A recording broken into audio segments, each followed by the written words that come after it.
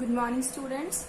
Now, today we are going to start our fourth lecture of chapter number 9, that is electromagnetic induction. Okay, and yesterday we have completed that numerical we have solved, and the induced EMF in a conductor rod moving in a uniform magnetic field, and the numericals, some of the questions, conceptual question we have solved, and even one numerical I have just be given you for your homework. Okay, now in that series we are going to solve the second derivation of this chapter, that is induced EMF and a current in a rectangular loop. That was your conductor rod. Okay, now here in a rectangular loop moving in a non-uniform magnetic field. Remember this, that rectangular loop is moving in a non-uniform magnetic field, that the magnetic field is not be uniform. Clear? Okay, so first of all I will draw the diagram so it will be make easy to understand. So here is our, like we say, a rectangular loop, slightly bent I am showing you. Okay, this is a loop in a rectangular shape.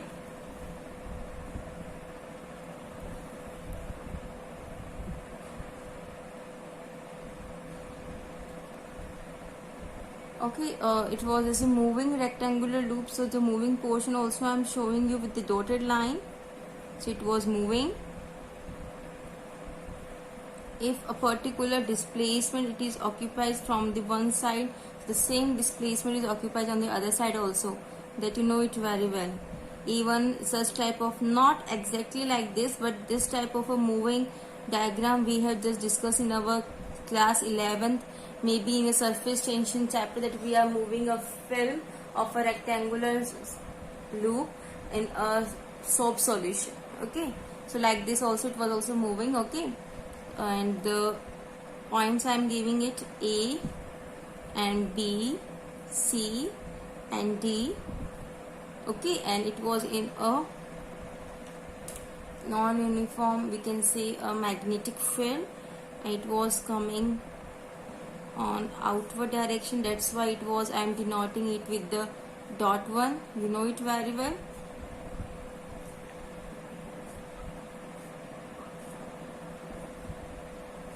Dot is showing that the magnetic field is coming outward. If I am showing it in a cross form, then it means the magnetic field is going inside the plane of a paper. Clear? So it was that the magnetic field is coming outside the plane of a paper. This dot shows only that, nothing else. That's why I am just be making these dots with a different color, so it will be easy for you to differentiate. Okay, you will not be confused. Now the magnetic field is different, so the magnetic field is perpendicular. So at one side it is B1, as it is non-uniform, then in the other side it will be B2, moving on this direction. So here the velocity V. Okay, and you know the value of a displacement, it will occupy the distance from here to here. Okay, so displacement is equals to velocity into time. So here the distance is V into delta T. Basic formula we have applied here. Clear? Okay, now a conducting rectangular loop, or we can say a coil, is placed perpendicular in a non-uniform magnetic field. Okay, suppose that the magnetic field B1 of arm AB and B2 on arm CD. Clear? Now this rectangular coil is moved with the velocity V perpendicular to the magnetic field, that you have shown easily in this diagram. Okay, in such a way that the direction of velocity is perpendicular to the arm AB and the arm CD. Clear? Okay, I am not writing the theory that you have to write by your own. I am just explaining you out the construction of this. Now about its working. Suppose the length of the arm AB So the length of the arm AB and CD is L. So as I'm also denoting in this diagram, okay, so the length of the arm is arm AB and CD is L, okay, and distance transferred by the coil in a small time interval delta t is your V delta t that I have told you, okay, and the area of the cross by the arm AB and CD is what? This is a rectangular loop, so length into breadth, okay, so L V delta T, clear? Now in this, what we have to do? We have to calculate the magnetic field in these small areas, okay, and that we have to be taken as B1 and B2. So it is clear that from this diagram that the area which comes out of the magnetic field B1 is on your left side, and the same amount of the area enters in the magnetic field B2 is on the right side, okay, and due to the motion of the coil, decrease in a magnetic flux crossing through the coil on the left side, okay, crossing through the coil on the left side. So from here I am not mentioning the theory, that you have to write by your own, okay, because such type of derivations is coming continuously in this chapter right now, okay. So that the flux that we can say phi, and I write the little bit theory for this. Due to motion of coil, decrease in magnetic flux crossing through coil on left side is, now that will be your phi B1, okay.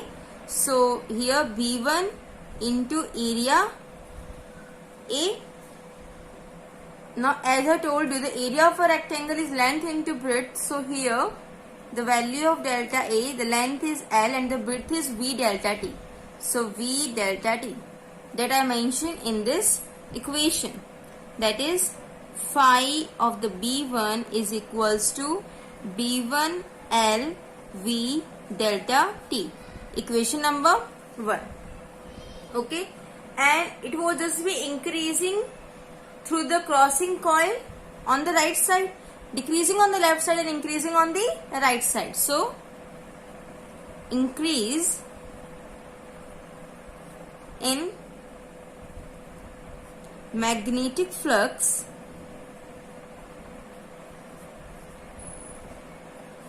crossing through coil on right side is, now on the right side the value of the flux is what? Phi, what beta? Phi B2, okay.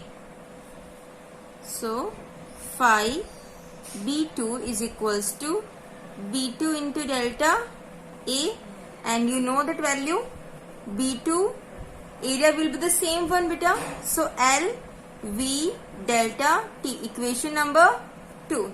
Now we have to calculate the change in a magnetic flux passing through the coil. So the change we have to be calculate, okay. So change in magnetic flux passing through coil, that will be your phi B. delta phi b, because here we are calculating the change now. So final minus initial. So the increasing on the right side and decreasing on the left side. So we can just calculate the value. Now here you can see from equation number 1 and equation number 2, all the terms are the same, only the value of the magnetic field is different. For the left side it will be B1 and for the right side it will be B2. So I am just taking it B2 minus B1, and what was the common factor in this? LV delta T, equation number 3. Okay. Now we are calculating the rate in the change of the magnetic flux. So hence delta phi b divided by delta t, that we get what? Simply in this equation we have to divide by delta t. So delta t and delta t has been cancelled out. So the remaining term is B2 minus B1 LV. This one your equation number 4. Okay. Now what we have to do? We have to apply the Faraday law, so that we can easily calculate the induced EMF in this rectangular loop which is kept in a non-uniform magnetic field.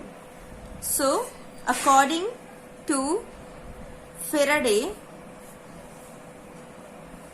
law, what we have to calculate in this topic? The induced EMF.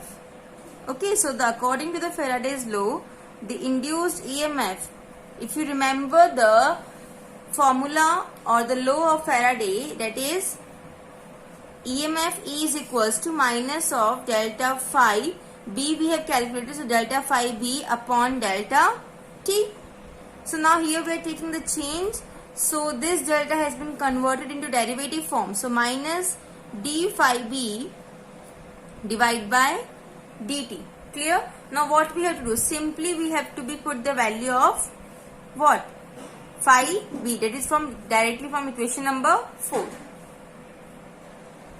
So we are just putting the value and we get EMF E.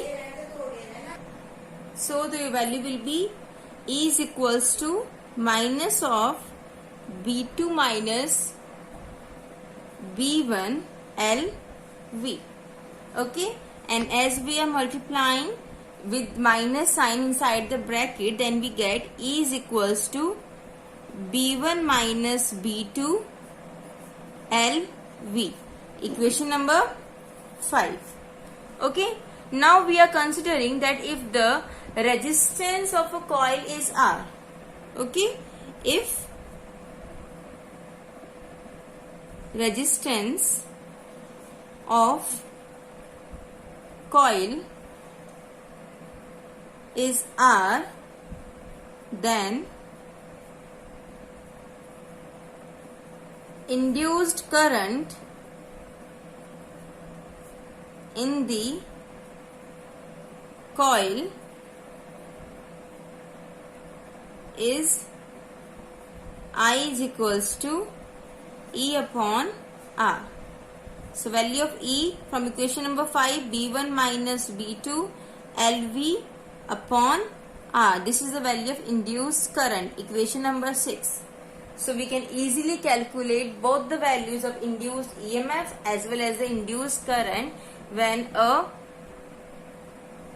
rectangular loop or a coil is just moving in a non-uniform magnetic field. Simple as that, nothing extra you have to do. Simple, the thing which we have calculated, that we have to be introduced by using the formulas. Okay, moving toward with our next topic. I am not writing the theory because you can easily make the theory. Even I have explained the entire theory what you have to be write.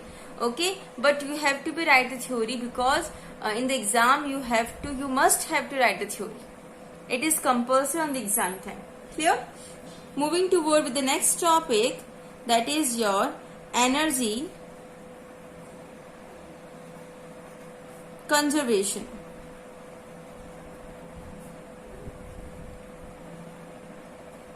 Energy conservation.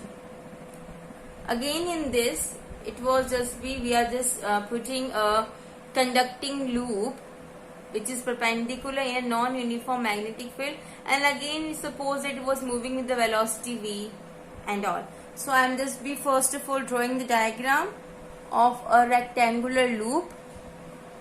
Okay, so here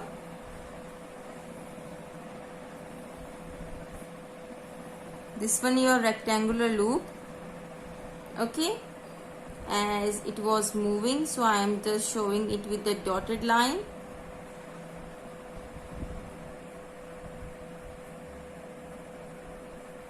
Okay, and the force which are applied, this is on the outward side F1, then it is on downward side, it is your F2, this one on this way F3, this one in the upward side, that is your F4.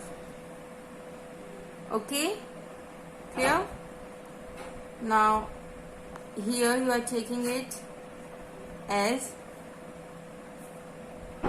A, B, C and D. Clear? And it was kept in a non-uniform magnetic field, so the magnetic field lines are perpendicular. This one is your B1, and here also it was perpendicular. This one is your B2. Clear? Okay, and the length of this arms are your L. Okay, clear? So the same thing is there, that the conducting loop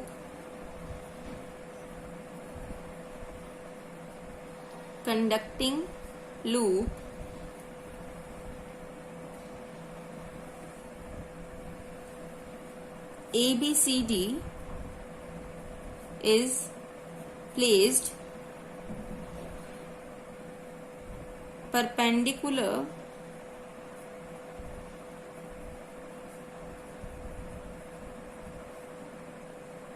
to non-uniform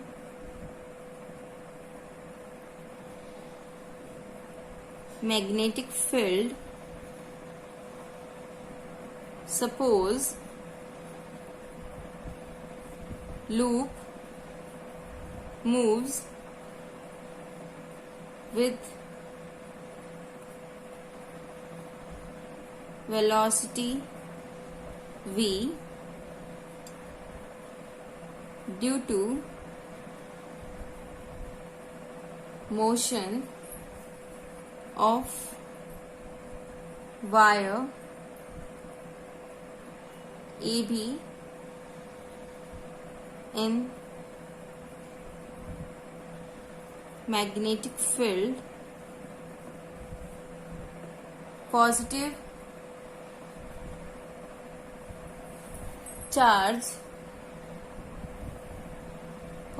charges accumulate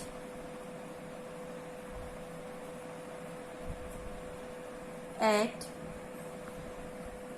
and A and negative at and B. In the same way, on wire CD, positive charge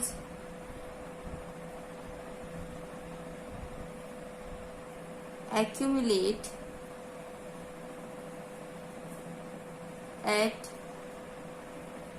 and D and negative at and C. Clear? Okay. Now here we are just be considering the situation that if B1, the magnetic field B1 is greater than the magnetic field B2, then amount of positive charge at and A is greater than at and D. Okay, and due to this, the induced current in loop flows in direction A D C B A. So let this induced current VI. Okay, and by force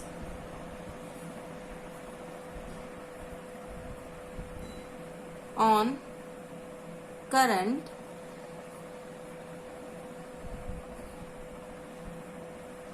carrying conductor in magnetic field, the force on length L of R AB is, what will be the force that we have calculated? F1 is equals to IL V1. Okay, towards the left side.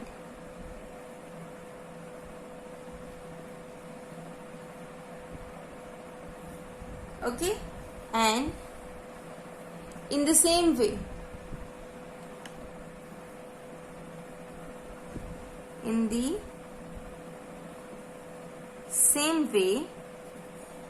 force on R CD, that will F3, it will be ILB2 towards right side. Okay, now the resultant will be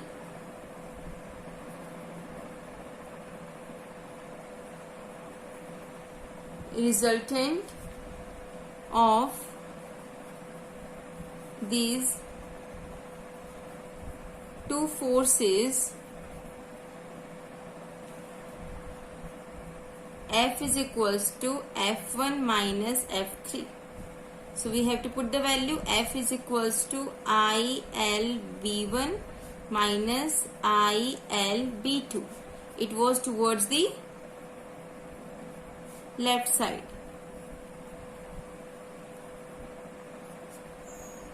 Okay. Now the forces F2 and F4.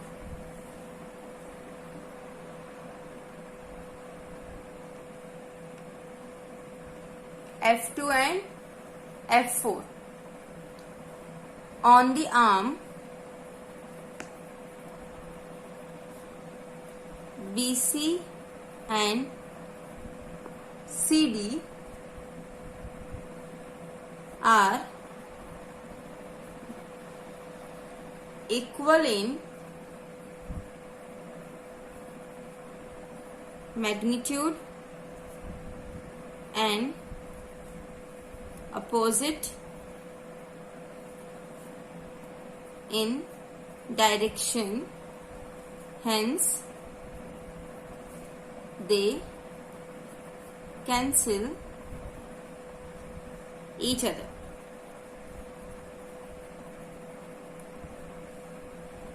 Now when the loop is travel, when the loop is travels a distance How much distance? The same one, V delta T. In how much time? In time delta T. On which way? Towards right side.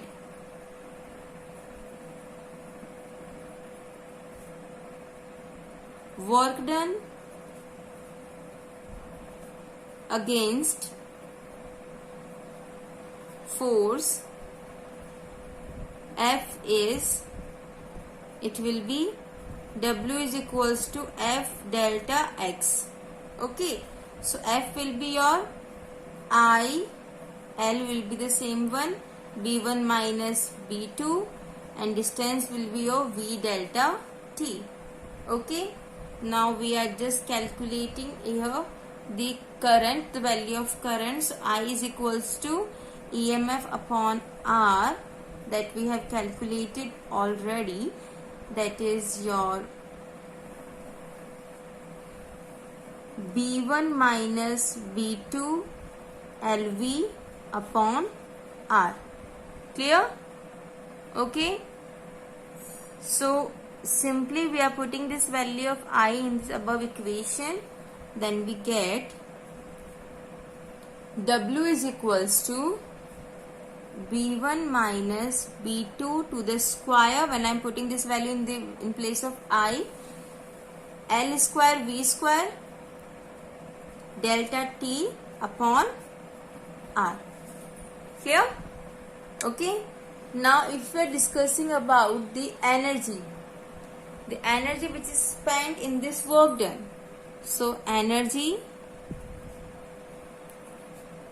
spent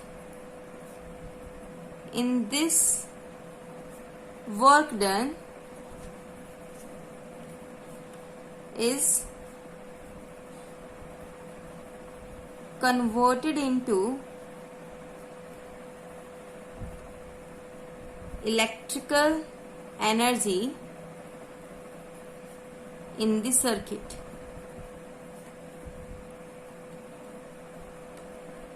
And ultimately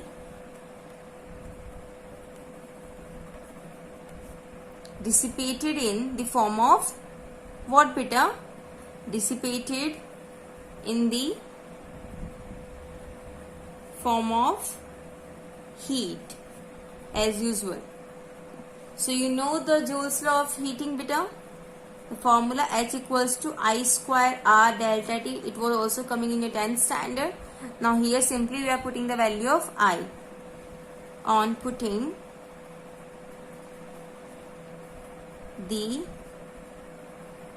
value of I, what we get, beta? As we are just putting the value of I, H equals to I square. It means B1 minus B2 to the square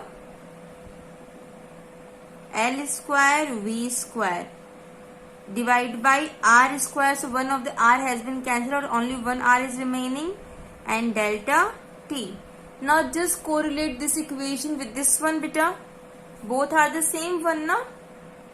Okay, so these two, it means the work done is equals to the value of heat dissipated.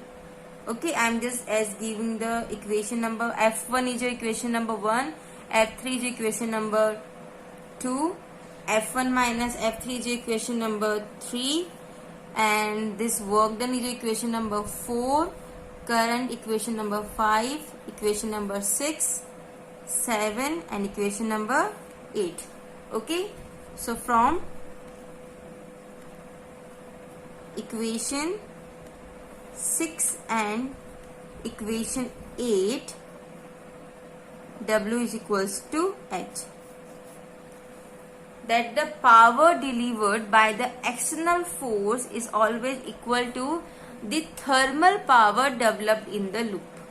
Okay, and this is consistent with the law of energy of conservation, that the amount of work done which we have done on the loop, and rectangular loop, that is completely unequal to the heat dissipated.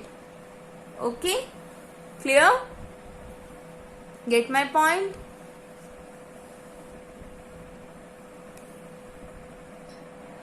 Now we are going to solve one numerical, okay, one question, that is a 2 meter long conducting road is placed perpendicular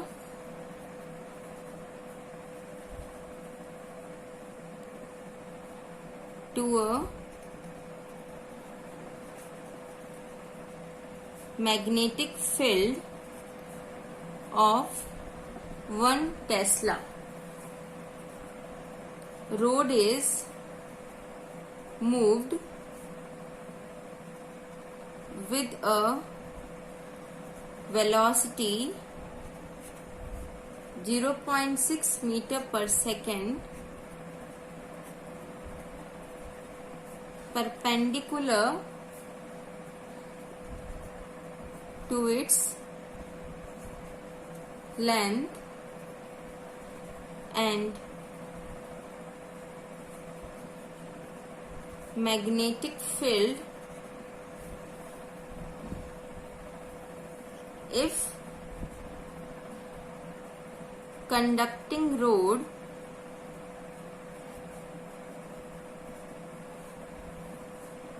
is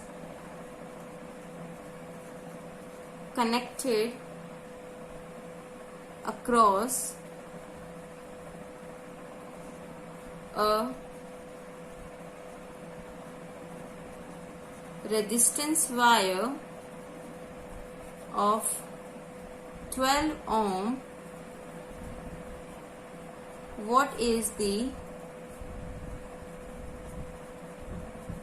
required force and power for motion of road? And even we have to be calculate what is the rate of heat production in the circuit.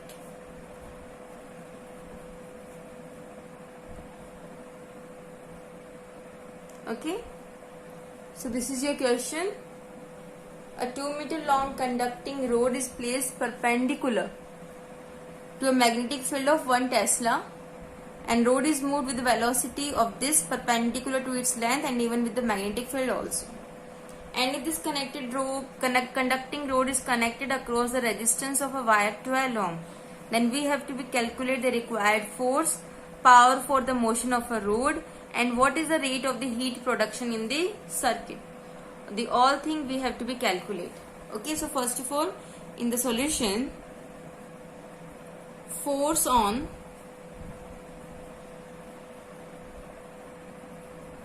current carrying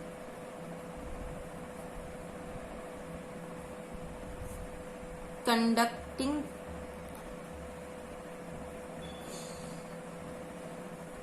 road placed in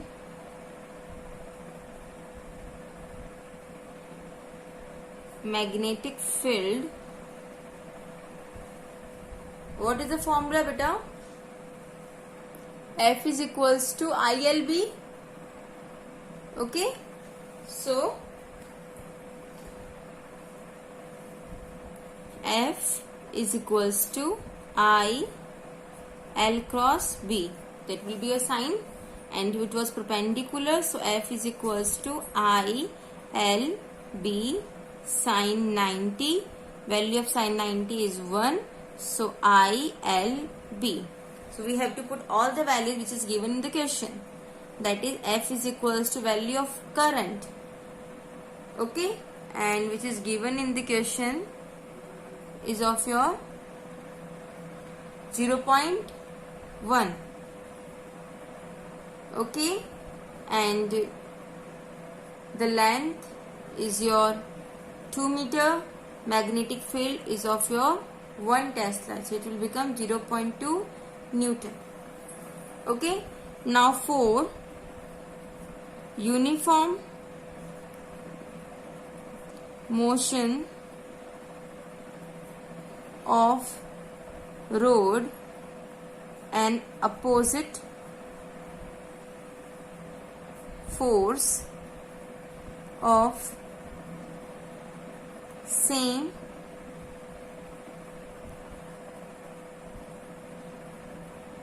magnitude as of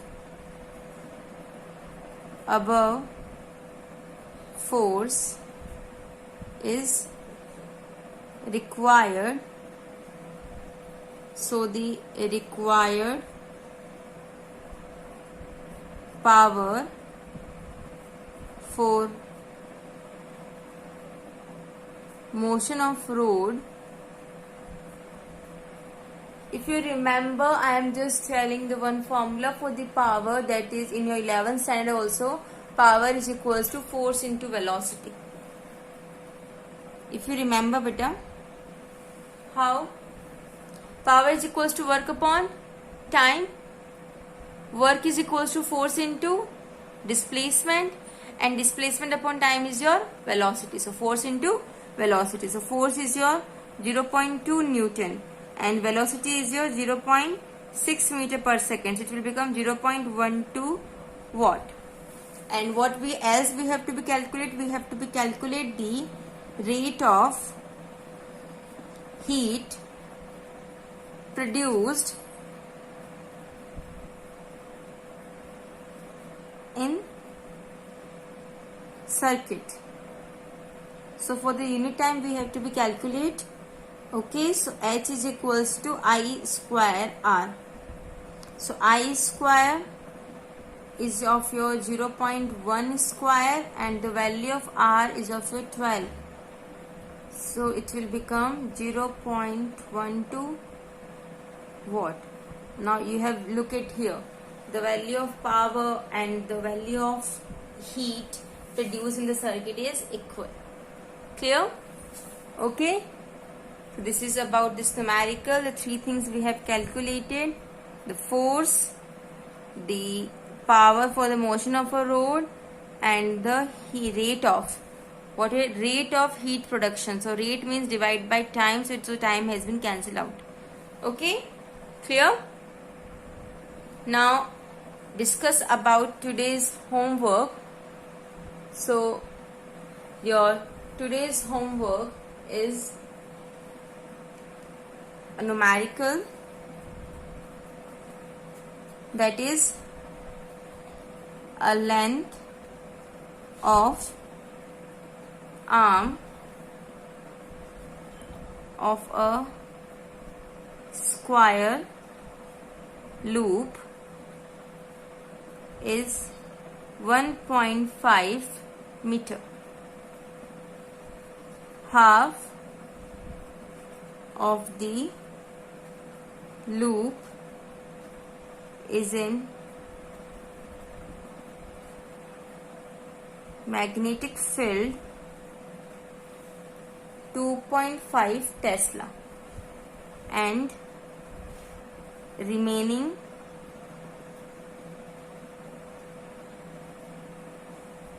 half part is in 1 Tesla. It is moved with a velocity 7.2 km per hour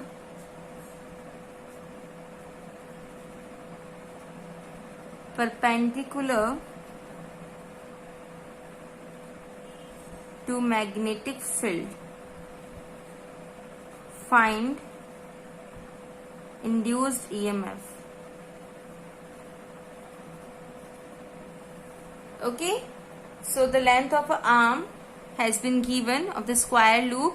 Half of the loop is in a magnetic field, so value of magnetic field will also be given.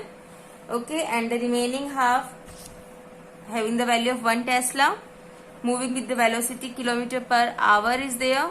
You have to be convert into meter per second by multiplying it by 5/18, which is perpendicular to magnetic field. You have to be calculate the induced EMF. So value for the induced EMF is E is equals to B1 minus B2 LV. So B1 is there, B2 is there. B1 is your 2.5, B2 is your 1. Length 1.5 meter, and V you have to be convert into meter per second. By putting it in the formula, you can easily get your value. Okay, so this is your numerical, this is your homework. Clear? The remaining topic we are going to discuss in our next lecture. Okay, thank you. That's all for today.